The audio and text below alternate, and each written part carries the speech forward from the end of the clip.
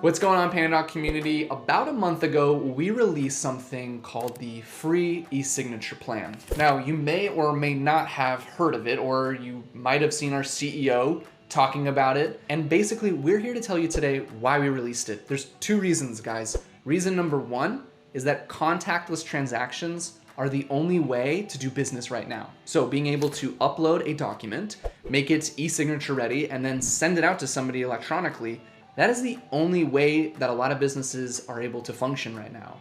And so that's a necessity, that's a utility.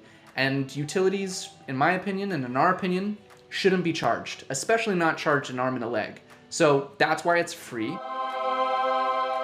Reason number one. Reason number two that we made it free is because businesses have a lot to worry about right now, and there are new industries popping up that need virtual and electronic assistance that never needed it before, and they need to be keeping the lights on, paying their employees, keeping their customers and their constituents happy. We know that a lot of people are scared, and that's why this is out there. So check it out, spread the word. We hope this helps, and we want to hear back from you guys of what you think.